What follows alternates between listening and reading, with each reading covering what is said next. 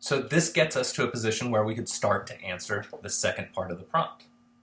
Using the Code of Hammurabi, identify two topics that several laws touch on, and explain how laws regulate those topics, how they force people to behave in a particular way, how they punish people who break those laws.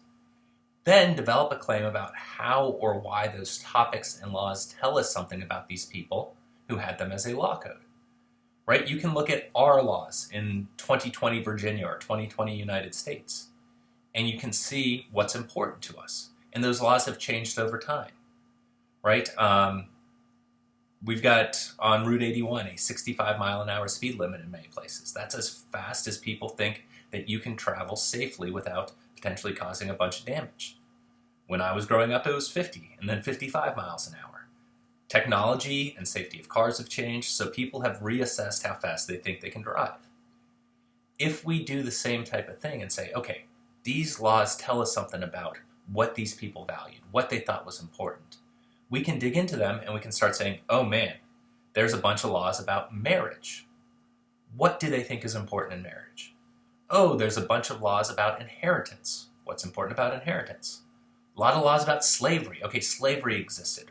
What does this tell us about how they viewed slaves? A lot of laws about people getting hurt. What happens when somebody gets hurt? So let's use laws 53 through 56 as an example. You can't use them for your response. All of them deal with irrigation and people who do something that causes flooding. Two of them deal with dikes, big earthen mounds that keep water from going from one side to the other. So like the dike at Adams Pond prevents all the water in the pond at Ferrum from washing down and flooding Route 40. Part of them deal with ditches with irrigation. So they all deal with irrigation water, and they all deal with people who don't control that water well, which results in other folks' property, other folks' crops being damaged. That automatically tells us some stuff, especially if we think about everything else we've learned about these folks. They live in a desert. They've got a big city. In order to grow enough crops to feed everyone, they've got to be able to access water regularly. So, water's important. It needs to be carefully regulated.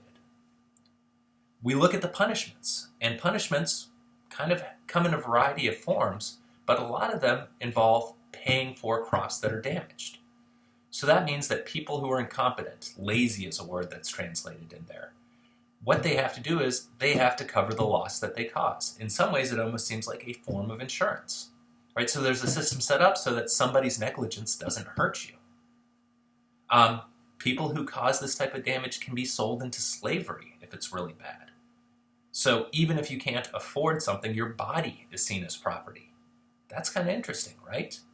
Dam maintenance is important. We know slavery exists. We know that if somebody is sold into slavery, they've got an economic system.